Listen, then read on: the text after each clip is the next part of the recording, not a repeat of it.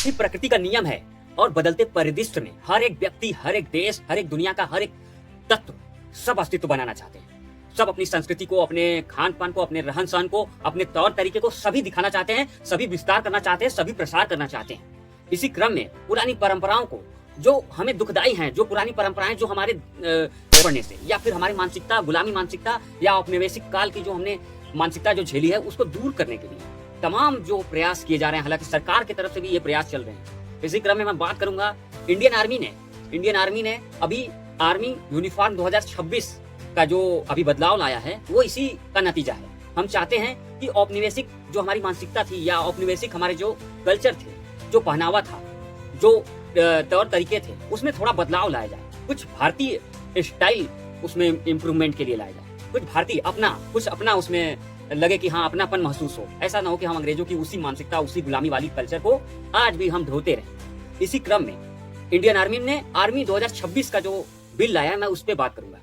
कुछ बदलाव अभी इंडियन आर्मी ने भारत सरकार के निर्देशों के अनुसार कुछ करने जा रही है। यूनिफॉर्म को लेकर, खासतौर पे वर्दी को लेकर, आपके भाषा में समझिए कि इंडियन आर्मी के वर्दी को लेकर बात हो रही है।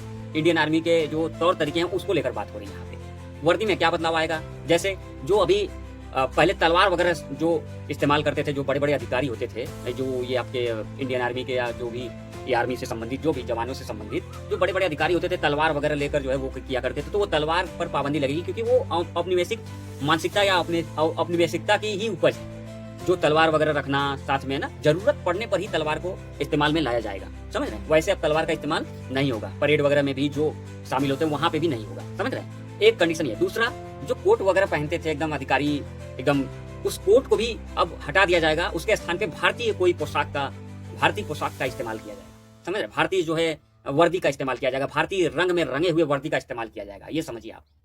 और जो ठंडियों के समय में जो अभी वही परंपरागत वही औपनिवेशिक कोट वगैरह पहने जाते थे, अब उस कोट को भी बदलकर अब जो है उनको ठंडी का पोशाक जो है भारतीय स्टाइल वाला पोशाक दिया जाएगा। किसको? इंडियन आर्मी को।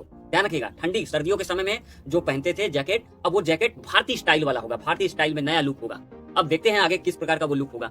ठीक, उसके बाद नई आधुनिक जैकेट उनको दी जाएगी, नए तरीके से लैस। पहले पुराने वाला ढर्रा सब खत्म, सब जंग लग चुका है, समझ रहे हैं। अब नए तरीके से जो है जैकेट को, यूनिफॉर्म को लाया जाएगा, ताकि भारत अपने संस्कृति को, अपने कल्चर को, अपने वजूद को, अपने अस्तित्व को पहचान सके, अपने अस्तित्व का कदर कर सके, अपने अस्तित्व के हिसाब से उनको गर्व महसूस हो, समझ रहे हैं, और देश को भी गर्व महसूस हो। तो इसीलिए इंडियन आर्मी ने ये कदम उठाया है। मेरा मानना है, आपका क्या विचार है कि क्या इंडियन आर्मी के लिए जो यूनिफॉर्म बदलाव हो रहा है ये सही है?